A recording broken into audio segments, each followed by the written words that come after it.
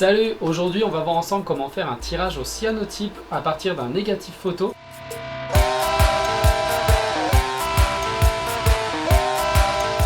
Le cyanotype est un procédé monochrome qui va nous sortir des tirages couleur bleu prussien, un peu comme on voit derrière ici. Elle a notamment été très utilisée dans le XXe siècle pour reproduire des plans d'architecture. De nos jours, elle est beaucoup plus utilisée dans la photographie ou alors dans la copie de fleurs, de végétaux ou d'objets pour réaliser un cyanotype. Il existe deux écoles, celle où tu fabriques toi-même la chimie à partir des sels chimiques de base, ou alors tu achètes un kit préfet, un kit prémixé sur internet ou bien dans le commerce ou dans ton shop photo favori. Ces kits fonctionnent très bien, sont très simples d'utilisation, généralement ont des notices très complètes. Moi évidemment, j'adore fabriquer tout de A à Z, donc je vais vous montrer comment fabriquer la chimie à base de sel de base. Les deux ingrédients principaux qui composent cette chimie de cyanotype sont les citrates de fer ammonical vert et les ferricyanures de potassium qui sont d'une couleur rouge. Vous allez avoir besoin d'eau pour mixer les sels. Il faudra 100 ml de chaque quantité, ça je vous montrerai par rapport à quel grammage. Évidemment, il vous faudra une balance pour peser vos sels, une balance extrêmement précise. Des flacons de stockage, car on aura une solution A, une solution B. J'ai choisi des flacons ambrés parce que la chimie ne doit pas être en contact avec les rayons UV. Évidemment, la couleur ambrée de ces verres permet de stopper les rayons UV. Toute la manipulation de la fabrication des sels chimiques et également du stockage se fait en dehors des rayons UV, mais vous pouvez très bien la faire à lumière artificielle. Il ne faut pas qu'il y ait une lumière directe UV dessus. Évidemment, et la chose la plus importante, safety first, on manipule des sels chimiques, il vous faudra des lunettes et des gants.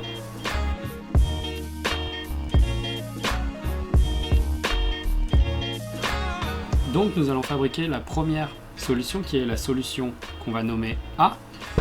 Donc il nous faudra une bouteille, les citrates de fer ammonical vert et la balance. Il va me falloir 100 g de citrate de fer vert ammonical. Donc j'ai mis ma balance à 0.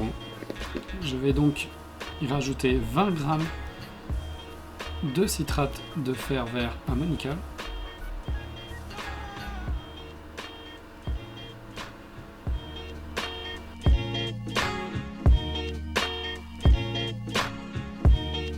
Nous avons les 20 g de citrate d'ammonium vert ferrique.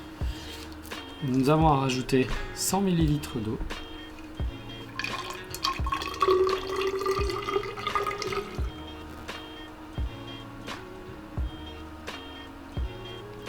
Bien mixé. On obtient une chimie d'un vert extrêmement foncé, ce qui est normal. La solution A est donc terminée.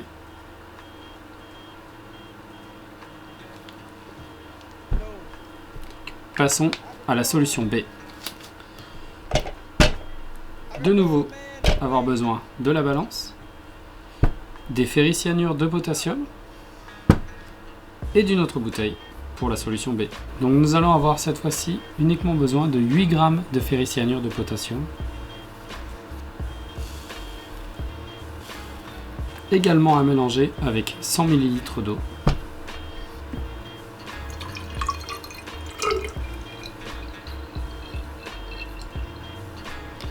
Également bien mixé.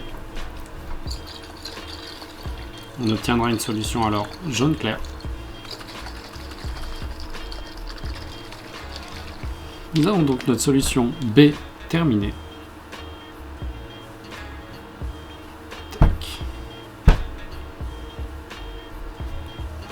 Pour réaliser la chimie photosensible, on va mélanger la même quantité de chimie A et de chimie B.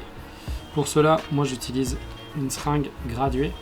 C'est vraiment le plus simple, on va dire. Ça te permet vraiment d'avoir une dose identique de chacune des chimies.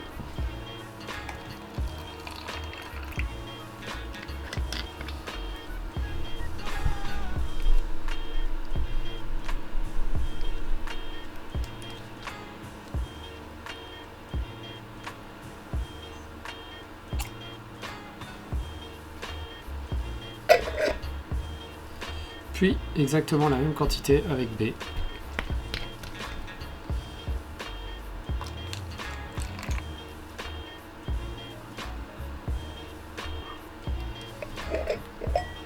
évidemment entre les deux, bien nettoyer la seringue afin d'éviter les pollutions chimiques. Et voilà, on a notre solution finale prête. Donc on va prendre des feuilles de papier aquarelle, donc du papier au moins un peu plus de 200 grammes vont suffire.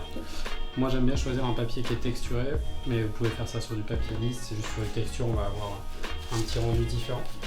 Donc là pour l'application de la solution photosensible, hop, ce qu'il va falloir faire, c'est donc badigeonner le papier de façon homogène.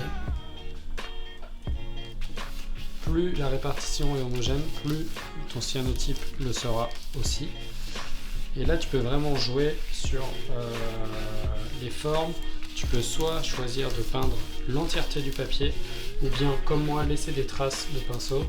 C'est quelque chose que j'aime beaucoup, qui va donner un côté un petit peu déstructuré au cadre.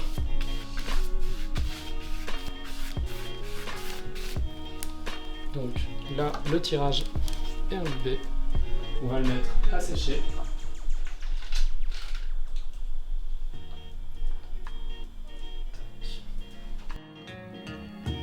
You know, I could call. Donc voilà, j'ai fini. J'ai donc badigeonné mes papiers, je les ai peints avec la solution photosensible. Donc là encore, il existe deux écoles. Soit on les laisse comme ça, on les laisse sécher, ce qui va nous prendre à peu près une quarantaine de minutes, au moins une heure, dépendant de la température de ta pièce. Ou soit tu peux les sécher au sèche-cheveux. Là en l'occurrence, c'est ce qu'on va faire pour la vidéo, c'est pour aller un petit peu plus vite. Donc tu peux les sécher au sèche-cheveux.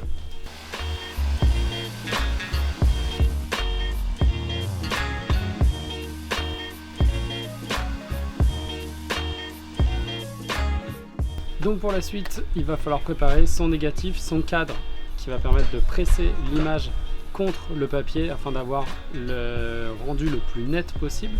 Donc pour ça, j'ai printé mes images sur des acétates transparents, format A4, format A3. Pardon. Pour presser donc le tirage contre la vitre et qu'elle soit bien plaquée avec un fond, il y a deux solutions. Il y a ce qu'on appelle les châssis presse, qui sont des cadres avec un verre assez épais capable de supporter une forte pression, où on va avoir des vérins à l'arrière qui vont vraiment permettre de serrer l'illustration, qui est tout simplement une plaque de verre du format ou un petit peu plus grande du format que vous allez faire, un fond de cadre, tout simplement, vous glissez le négatif, votre feuille, plaquée contre, hop, des pinces pour le serrage. Donc on va placer notre négatif et notre feuille pour être insolé par la suite.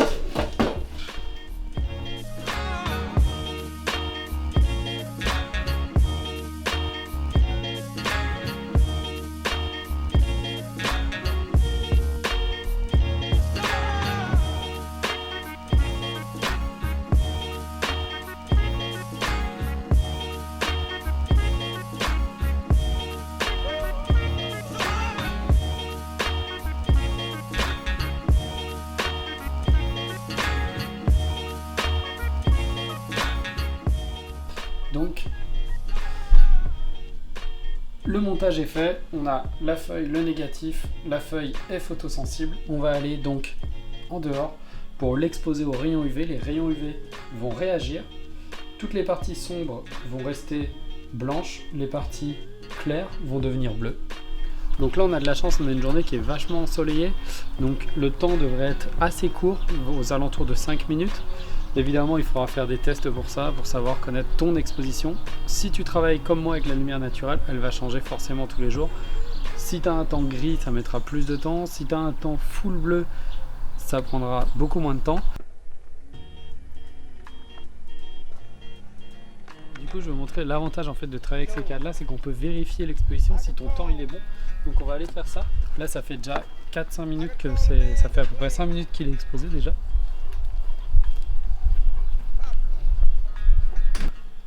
Vérifier donc si le tirage est bien. Ça va être pas mal ça. C'est pas mal.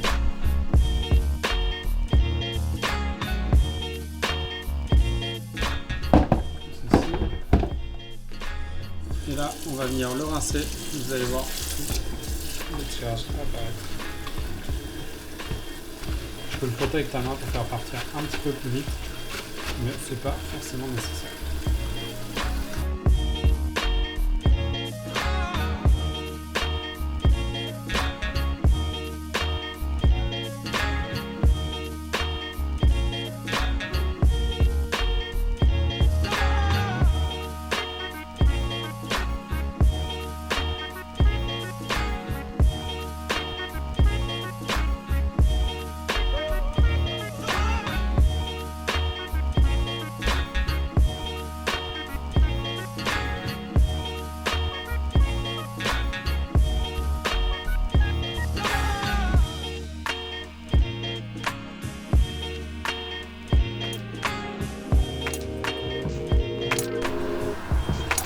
Donc voilà le tirage terminé, sec, le résultat final. Cette image est issue d'un négatif 35 mm, c'est une photographie qui a été réalisée dans un cimetière à Birmingham. J'ai une série en fait en cours depuis quelques années sur les cimetières du monde et elle en fait partie. Évidemment il existe d'autres façons de le faire, enfin notamment d'utiliser des virages qui permettent de changer la teinte de ce bleu, comme par exemple les virages au thé noir comme celui-ci derrière moi. Donc celui-là est donc le même procédé avec un virage. Ça en est terminé pour ce tutoriel cyanotype. Comme vous l'aurez compris, c'est quand même quelque chose de relativement simple et accessible. Ce qui est cool, c'est que ça peut se faire aussi avec les kids, ça peut se faire en atelier, c'est toujours un bon moment. On peut le faire sur plein de supports, vous pouvez le faire sur du tissu, sur des t-shirts, sur plein de papiers différents. Il y a beaucoup de choses à expérimenter une fois qu'on a compris la base et tout le procédé. Évidemment, et comme toujours, on te met tout ce que tu as besoin dans ce tutoriel dans la description, c'est si simple. Alors scroll en bas, check un coup, clique sur le lien, ça va apparaître comme par magie. Tu n'as même plus besoin de chercher, c'est incroyable. Merci d'avoir regardé cette vidéo, en tout cas j'espère qu'elle te sera utile. N'hésite pas à la partager, surtout mets un pouce bleu, nous ça nous motive un maximum. N'hésite pas en commentaire également à mettre tes questions, on y répondra. Abonne-toi à la chaîne d'Obscurabox parce qu'on va encore faire un paquet de choses, on a un paquet d'idées. Et surtout, à bientôt. Ciao. Dans le prochain tutoriel, je ne vous montrerai pas comment faire des masques pour le Covid-19, mais comment fabriquer un lance-flamme et faire des roues arrière à mini-vélo. À bientôt. Et voilà, c'en est terminé pour ce tutoriel.